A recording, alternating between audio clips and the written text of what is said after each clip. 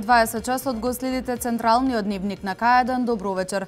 50-годишниот ДЖ од село Иванковци загина во сообраќајна незгода. Настанот се случил ноќеска 1 час по полноќ на локалниот пат помеѓу селата Джидимирци и Иванковци, информираат од СВР Велес. Лицето управувало трактор со кој превезувал дрва, а од засега непознати причини тракторот се превртел и го повредил. Од здобените повреди починал на лице место. Лекари од брзата помош ја констатирале смртта. СВР Велес изврши увид на лице место, а по наредба на јавен обвинител, телото е предадено за обдукција. За 3 месеци ова е трет смртен случај на тракторист во Велешко. Следуваат настаните на денот. За 2 години наталитетот во општина Неготино е зголемен за 19%.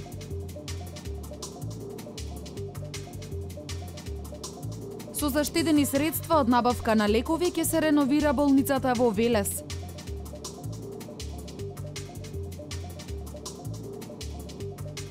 Демиркапија општина во која бројот на невработени е речиси сведен на минимум.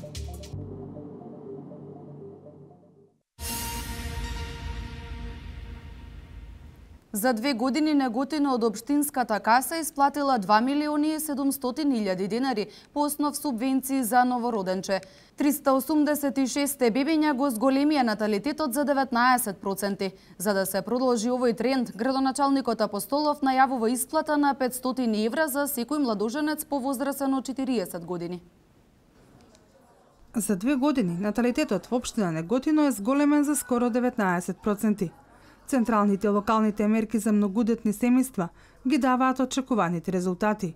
На 170 семејства, кои во периодот 2014-2015 имаат принова, денеска градоначалникот им додели ваучери во вредност од по 7.000 денари. Јас имам 3 дечиња и ваучерот ќе го искористам за нив. Одлична е оваа мерка, само така нека продолжи општината Неготино, само напред. Па ево го трето дете, ние задоволни сме. Вакви работи треба и понатаму да се прават, значи народот, што знам, радосни за народот, значи. Ова дава потик за младите родители. За да продолжи трендот на зголемен наталитет, Апостолов вели дека неопходно е формирање на што повеќе семејства. Тој за многу скоро очекува општината да ги исплати првите 500 евра на младоженец кој има повеќе од 40 години. Секое новородено трето дете да го субвенционираме со дупла повеќе, значи 14.000 денари и секој 40 годишен маж кој за прв пат стапува во брак, тоа е една нова и сметам дека е една позитивна мерка за да го зголемиме бројот на бракови во општина Неготино, ќе добие по 30.000 денари или 500 евра. Зголемениот наталитет е причина во општината да се чувствува потреба од зголемување на капацитетот на детската градинка. Апостолов најавува реконструкција, но и обновување на 3 нови простории во кои ќе се згрижат дел од 386 деца, родени во последните 2 години.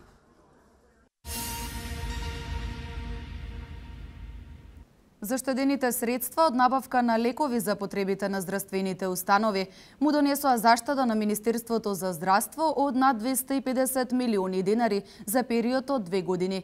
Дел од овие средства ќе се искористат за реновирање на болницата во Велес. Дел од заштедата на Министерството за здравство од 250 милиони денари ќе се искористи за реновирање на болницата во Велес. Оваа заштеда е за 2 години откако се спроведе централизирана набавка на вкупно 353 лекови за потребите на јавните установи. Како што информираше министерот Никола Тодоров, станува збор за тендерот за набавка на вкупно 606 лекови, а најголема заштеда била постигната кај интерфероните. Министерството за здравство одлучи дел од заштедените средства да ги инвестира во комплетна реконструкција на инфективното оделение во општата болница во Велес, кое што е повеќе од 30 години старо, кое што е во не толку добра состојба и кое што е поприлично со пополнет капацитет во текот на годината. Целиот простор има капацитет од 35 болнички кревети, а како што реков во случај на пикови некогаш тој капацитет се зголемува и за дополнителни 15 кревети. Вкупно 843 пациенти минатата година биле сместени на ова одделение со 5451 болнички денови, додека во првата половина од оваа година биле хоспитализирани вкупно 473 пациенти со 3215 болнички денови. Помала реконструкција ќе биде извршена и во други одделенија. Министерството веќе ја почнало постапката за изработка на проект, пошто болницата ќе објави тендер за изведба на градежните работи.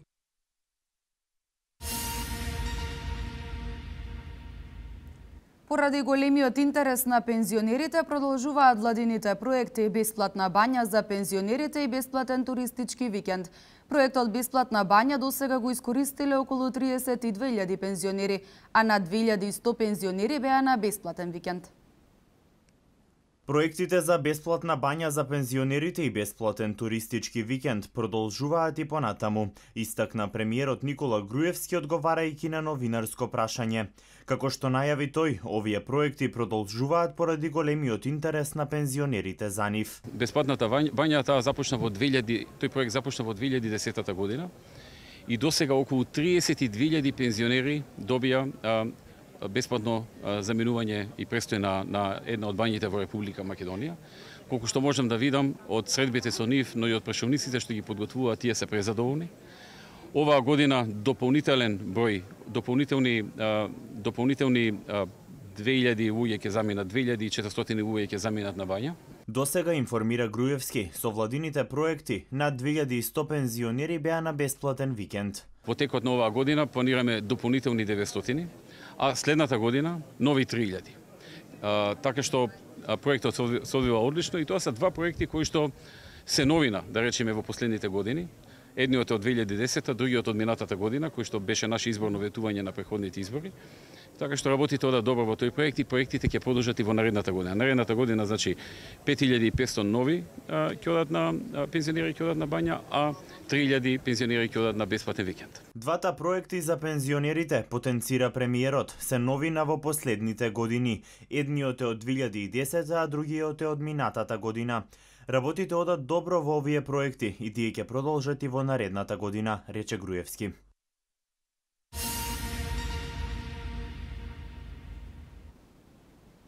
Бројот на невработени во општина Демиркапија е речиси сведен на минимум. Иако во оваа општина нема големи инвестициски капацитети, во винариите и останатите домашни фабрики има вработено голем дел од граѓаните. Демиркапија е општина во која бројот на невработени речиси сведен на минимум. Градоначалникот Рајче Димитриев истакна дека невработени лица се оние кои не сакаат да работат. Тој потенцираше дека оваа општина нема големи инвестициски капацитети, но во винариите и останатите домашни фабрики има вработена голем дел демиркапијци. Тука имаме специјалниот завод, болницата, ние што се ја викаме по наше, имаме вработено некаде околу 200 луѓе. Тука е комуналното, основното училиште, имаме добра фарма за јајца, една од најсовремените фарма за јајца. Сега се отпочна со Дрекстермајер во Кавадаци, некаде околу 150 луѓе работат и таму. Грчката фирма што е Актор, што работат на автопатот. Наскоро во Демиркапија се очекува да отпочне со работа и украинска фирма која ќе произведува домашен македонски ајвар. Околу 100 лица се очекува да бидат вработени во фабрика за производство на пластика, која неодамна започна со градежни активности. Имаме најава на уште една винарска визба од Скопје и правење уште на еден хотел. А исто така се отпочна со работа и еден погон за производство на масло од семки од грозје, со пилети заедно за овие новите парна сега што се прават, брикети. Градоначалникот Димитриев потенцираше дека покрај индустријата во општина Демиркапија, голем дел од граѓаните се земјоделци кои се занимаваат со лозарство и овоштарство. Голем дел од нив ги користат владините мерки за субвенционирање во земјоделството, кои придонесуваат за поквалитетен производ.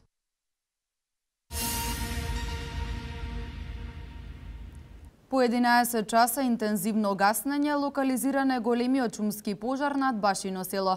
Освен пожарникарите од територијалната противпожарна единица, во гаснењето на истиот се вклучија екипи од шумско стопанство Бабуна, јавното комунално предпријатие Дервен, мештаните од селото, како и дирекцијата за спасување и заштита. По 11 часа интензивно гаснење, локализиране големиот шумски пожар, кој вчера попладне избувна на автопатот Скопје-Велес, на исклучокот за Велес во близина на црквата кај Башино село. Истиот потоа се прошири кон езеро Младост. На терен беа пожарникарите од територијалната противпожарна единица Велес, шумското стопанство Бабуна, од јавното комунално предпријатие Дервен, мештаните од селото, како и 2 авиони од Дирекцијата за спасување и заштита. Со напорна интервенција на пожарникарите и на шумското стопанство и Дервен екипите, успеавме да спречиме пожарот да се симне во боровата шума, каде што имаше тука и доста и викендички, каде што ги спасивме на сето тоа. Имаше голема брзина на ветерот, каде што се прошири на Киновачани. Значи, тој дел го покривме со луѓе, каде што моравме да не дојде у селото Новачани или да зафати црквата, го усмеривме во правецот на Кибраната, каде што постоеше опасност и тие борови да зафати, но сепак добрата координираност успеавме да го спречиме, имаше долго време работа. Пожарот се проширил преку 2 рида, а од истиот изгореа 100 хектари нискостеблеста шума и неколку лозја. Лепидовски информира дека по извршената обиколка на теренот ова утро утврдено е дека нема никакви жаришта. Се претпоставува дека причина за избувнувањето на истиот е човечки фактор.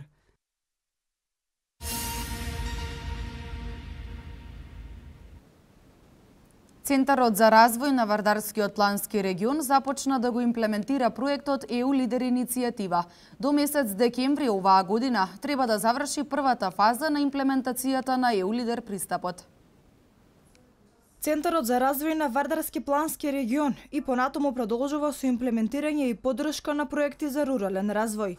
Овој пат станува збор за проектот EU Лидер иницијатива, кој финансиски е поддржан од страна на USAID проектот за експанзија на мали бизнеси, управуван од страна на Корана корпорацијата.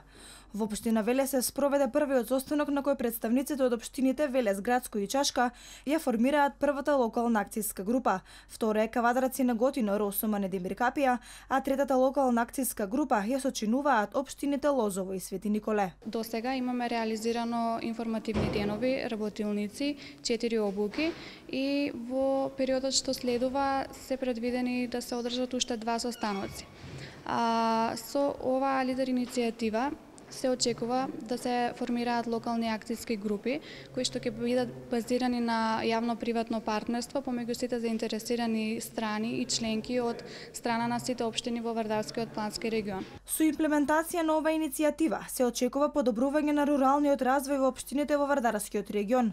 Лидер проектот е значајна алатка на Европската Унија, која што им овозможува на руралните средини да аплицираат за одредени проекти за кои средства можат да набават преку незините ИПА фондови. Потребни се представници од сите 3 сектори, од приватен и јавен и од невладин сектор, од сите 9 општини од Вардарскиот плански регион. Сите заедно ќе членуваат, ќе действуваат како едно заедничко тело, кое што ќе се бори да се обезбеди своји фондови во иднина, откако ќе се регистрираат како локални акцијски групи и да си действуваат и функционираат како самостојно тело. До декември оваа година треба да заврши првата фаза на имплементација на EU Лидер пристапот. Се очекува да се реализираат уште 2 состанока за воспоставување на локални акцијски групи, а воедно да се создаде и стратегија за рурален развој.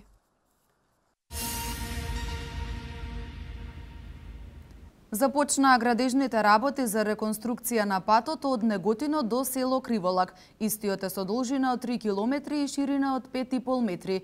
Инвестицијата е вредна 22 милиони денари, а градежните работи планирано е да завршат до крајот на оваа година.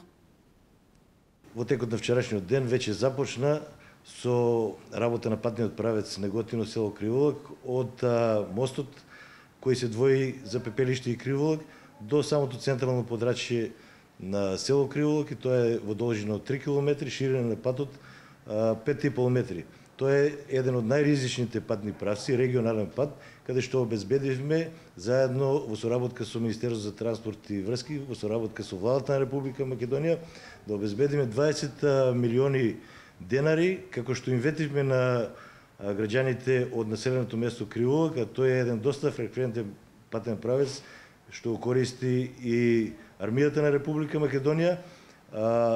имавме во минатиот период доста сообраќајни несреќи и затоа сметаме дека е најприоритетен тој патен правец и во догледно време, значи таму некаде до пред нова година планираме доколку дозволат временските услови тој патен правец да биде комплетно реконструиран и изграден.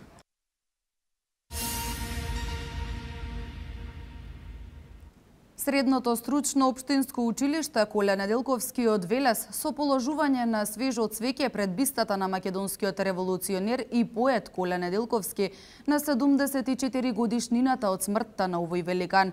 Уште еднаш не потсети за неговите мали по обем, но големи по значење дела. На 2 септември пред 74 години, во екот на полициска рација, трагично загинува македонскиот поет и револуционер Коле Неделковски, оставајќи голема празнина кај македонскиот народ. Токму затоа директорот на училиштето Боро Ристовски, делегација од Советот на општина Велес, представници од Сдруженијето на борци, представници од основните и средните училишта, ученици се поклонија пред бистата на револуционерот. Чествувањето и годинава е инспирација да се навратиме кон рано згаснатиот живот и неговото мало по обем, но големо по значење дело, раскажува директорот на училиштето Боро Ристовски. Значењето секако дека е многу големо. Тоа е лице кое што оставило трага во нашите животи, значи генерацијски, како генерација оставил трага и е нешто што треба да го негуваме и понатаму никако да го заборавиме. Значи ова е еден показател дека таа работа ние и понатаму ја проследуваме. На иницијатива на професорите по спорт и спортски активности, за прв пат ученици од училиштето со велосипеди тргнаа на тура до село Војница, каде и во родната куќа на Неделковски ќе му биде оддадена почит.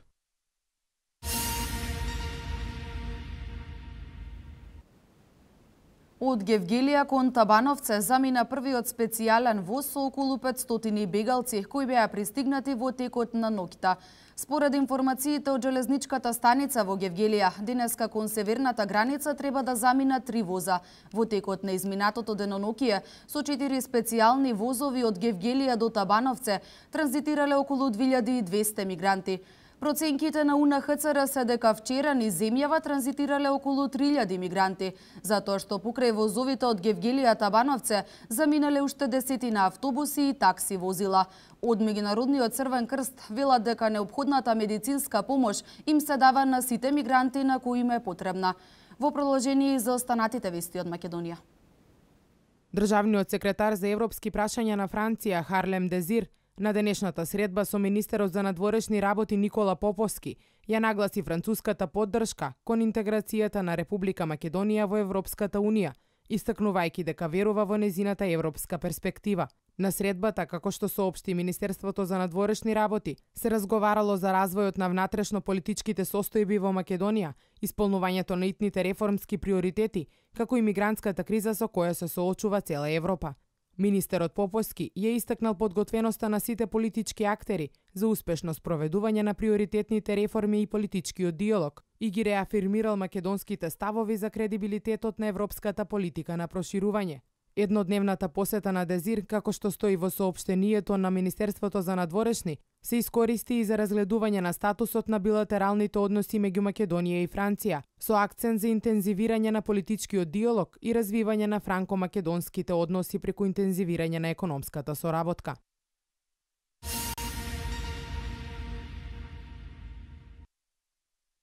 Цариниците од граничниот премин Табановце ноќеска по полноќ спречија обид за шверц на 120 килограми режан тутун. Околу 2 часот и 30 минути после полноќ на излез од Македонија на граничен премин Табановце автопат пристигна товарно моторно возило со српски регистарски таблички, управувано од српски државјанин со иницијали ДМ. Поради сомневање во изјавата на возачот дека нема ништо да пријави за царинска контрола, а согласно критериумите за анализа на ризик, извршена е детална контрола на возилото и при тоа во внатрешниот дел на кабината на горниот кревет под душекот се пронајдени 120 паковки од по 1 килограм режан тутун, соопшти Царинската управа. Стоката е привремено одземена, а против сторителот е почната соодветна постапка.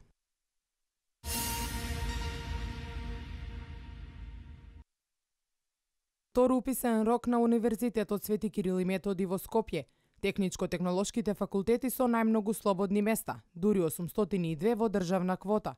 Студии на природно-математички науки им се нудат на вкупно 322 студенти во државна квота, од кои најмногу на оние кои сакаат да бидат математичари и физичари, а најмалку за потенцијални етнолози и антрополози. Вкупно 546 места во вториот уписен рок се нудат на општествените и хуманистички науки. Економскиот факултет има 75 слободни места, додека правниот 148. На филозофски можат да се запишат 70 на студенти, од кои најмногу на филозофија. Родовите студии оваа година се во мирување. На филолошкиот факултет нема слободни места само на катедрата за англиски јазик. Медицинските науки пак може да се пофалат со најмногу запишани студенти. На општа медицина нема слободни места. На фармација има едно, а стоматолошкиот факултет може да запише уште 14 студенти во државна квота. Биотехничките факултети пак имаат слободни дури 444 места. Поголемиот дел од уметничките факултети оваа година се во мирување, а од оние кои се активни, слободни места има на факултетот за музичка уметност, и тоа 19 во државна и 43 во приватна квота, а на факултетот за ликовна уметност само 4. Универзитетот Кирил и Методи во вториот уписен рок нуди слободни места за уште 2152 студенти вкупно во државна квота, а 2138 во приватна, или 5291 студент во целост. Запишувањето е на 3 септември. САД бара поголем ангажман од Русија во борбата против исламската држава. Нови 4000 имигранти во Пиреја. Ова е свето денеска. Брод со околу 1700 имигранти и бегалци од грчкиот остров Лесбос синоќа пристигна во пристаништето Пиреја. Се очекува денес да пристигне втор брод со уште 2500 имигранти, соопшти грчката крајбрежна стража. Речиси секојдневно ова лето на грчките острови во источниот дел на Егејско море од Турција просечно пристигнуваа околу 1700 имигранти. Таа бројка во август се искачи и до 2000. Грчкиот председател Прокопис Павлопулос во вчерашниот телефонски разговор со францускиот колега Франсоа Оланд истакнал дека прашањето со бранот бегалци треба да биде разгледан на највисоко европско ниво. За денес е закажана специјална седница на привремената влада предводена од Василики Тану.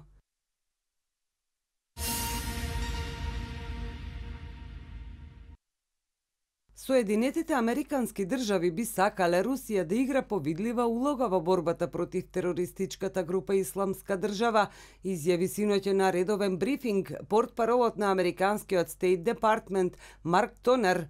Претходно Тонер изјави дека САД и Русија во оваа фаза не водат консултации за воени можности за справување со Исламска држава. Русите не покажуваат заинтересираност да дадат свој придонес во коалицијата што се бори против Исламска држава. Државниот секретар Џон Кери не се не обидува да ја промени таквата руска позиција. Русите не се дел од коалицијата и не покажуваат интерес за неа. Нашите разговори со нив се водат само околу политичкиот процес во Сирија, изјавил американскиот дипломат.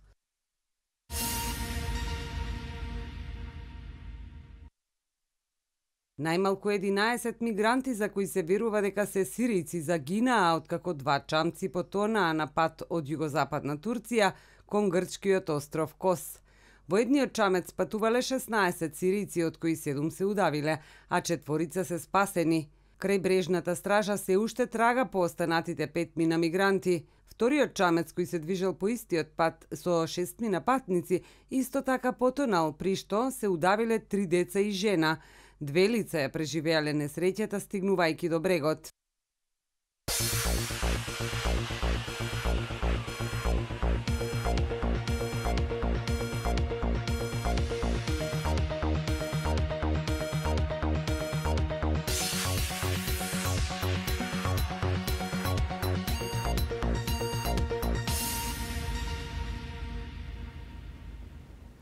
Макс Струмица не победи, а заработи казна во СЕХА лигата.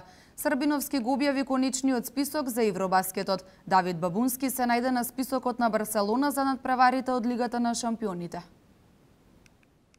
Селекторот на македонската кошаркарска репрезентација Маријан Сарбиновски го објави конечниот список на играчи за престојното европско првенство. Од 14 играчи кои ги имаше на подготовките, тој ги изостави плеймејкерот Магдевски и крилниот центар Јаневски. Македонија е во групата Ц на Евробаскетот заедно со репрезентациите на Хрватска, Словенија, Грузија, Холандија и Грција, против кого играме на отварањето на првенството.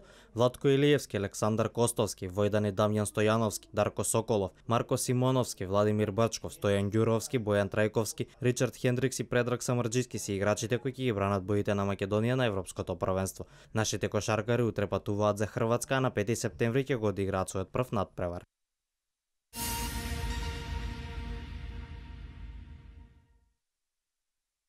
Најдобриот македонски автомобилист Игор Стефановски Иџи, кој втор пат во серија ја освои европската титула на ретски патеки, доби предлог од Светската автомобилистичка асоциација за нов предизвик во кариерата. Тие на Иџи му понудиле следната сезона тој да се надпреварува во шампионатот на кружни трки, кој воедно се прикажува и на телевизија со преноси во живо. Останува на него да одлучи дали ќе ја прифати оваа понуда или следната сезона повторно ќе се надпреварува во шампионатот на ретски патеки во потрага по хет-трик.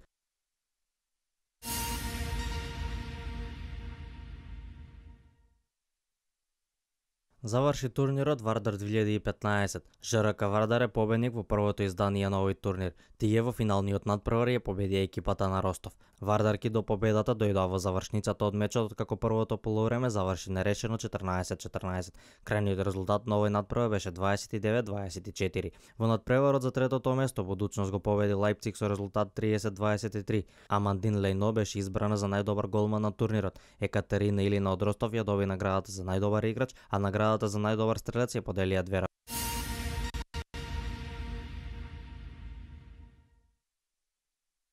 Дебитантот во СХ лигата, македонскиот вице-шампион Макс Струмица не успеа да победи во првиот надпревар, но затоа заработи парична казна. По исклучувањето на Чантурија во последната минута од дуелот против Војводина, струмичани ќе мораат да платат глоба од 500 евра, а играчот ќе мора да паузира еден надпревар, односно ќе го пропушти мечот против Татран кој е на програмата утре. Во меѓувреме започна надпреварот помеѓу македонскиот шампион РК Вардар и Војводина. Ова е премиерен надпревар за црвено-црните во новата сезона од СХ лигата.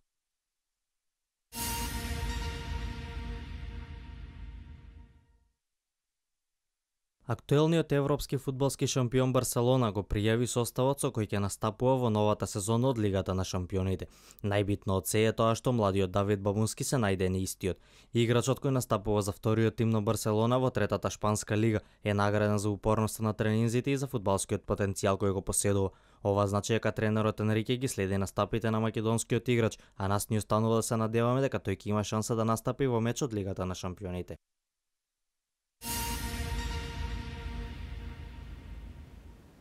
Во последниот ден од преодниот рок во Англија се случија неколку интересни трансфери. Заврши првото коло на последниот Гранд Слем во сезоната US Open, меѓународен спорт.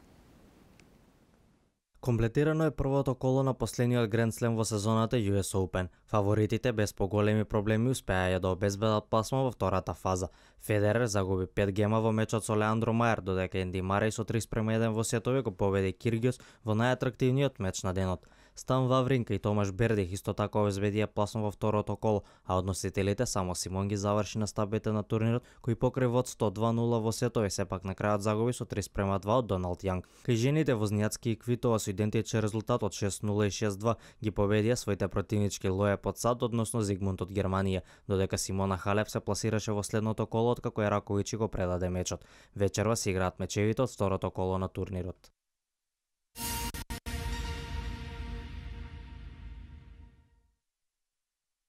Иако во повеќето држави во Европа трансфер периодот заврши пред 2 дена, во Велика Британија тој трае ден повеќе. Дополнителниот ден најдобро го искористи Манчестер Юнајтед.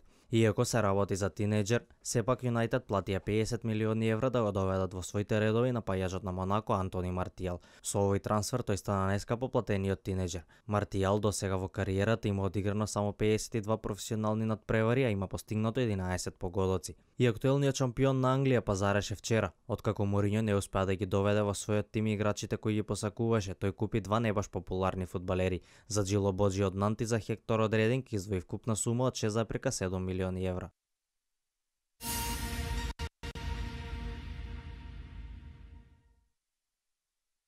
Последниот учесник во регионалната АБА лига требаше да биде познат преку квалификацијски турнир на кој беше планирано да учествуваат 4 екипи, по една од Македонија, Црна Гора, Босна и Херцеговина и Хрватска. Котизацијата за учество на овој турнир изнесуваше 150.000 евра, а тимовите од Куманово, Шибеник и Широки Брег не беа во можност да исплатат оваа сума, па така екипата на Сутјеско обезбеди директен пласман во ова надпреварување. АБА лигата оваа сезона ќе брои 14 екипи, а единствениот македонски представник во ова надпреварување ќе биде шампионот МЗТ Скопје.